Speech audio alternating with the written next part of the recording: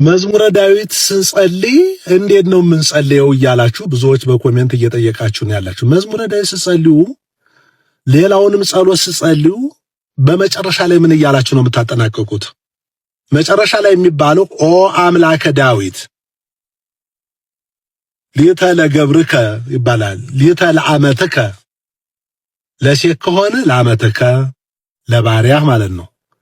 ሊተ ለአመትከ ጽፍላችኋለሁ እዚህ ላይ ወንድ ከሆንክ ሊተ ለገብርከ ክርስትና ስምህንም ዓለማዊ ስምህንም መጥራት ይጠበቃል ማለት ነው። አለዚያ ለማን ነው የምትጸልየው? ለከሌ ኦ አምላከ ዳዊት ቀበኒ ዋድህነኒ የዳዊት አምላክ ሆይ ጠብቀኝ አድነኝ። ይሄን የምትጠይቀውን ጥያቄ ክርስትና ስምን ዓለማዊ ስማችሁንም በማስገባት ለገብርከ ለአመትከ በማለት እዚሁ ላይ ያስገባላችኋለሁ፣ ጽፍላችኋለሁ። ይሄን በማስታወሻ ይዛችሁ ማንኛውንም ጸሎት ስትጸልዩ መጨረሻ ላይ ይሄን ማስገባትን እንዳትረሱ ማለት ነው።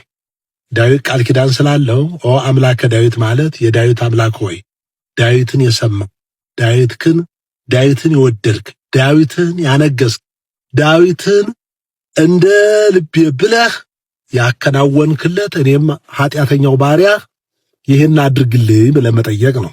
አለዚያ ደብዳቤ ጽፈን ደብዳቤ ልከን የማን እንደሆነ ስሙ ካልታወቀ ደብዳቤው ላይ ካልተገለጸ አስቸጋሪ ስለሚሆን ጸሎት ስትጸልዩ እነኝህን ተጠቀሙ። ኮሜንት ላይ ኦ አምላከ ዳዊት ኦ አምላከ ዳዊት ኦ አምላከ ዳዊት ጠብቀኝ፣ ኦ አምላከ ዳዊት ቀበኒ ቋድነን መከራ ሥጋ ወነፍስ እያላችሁ ካልከበዳችሁ ጻፉት።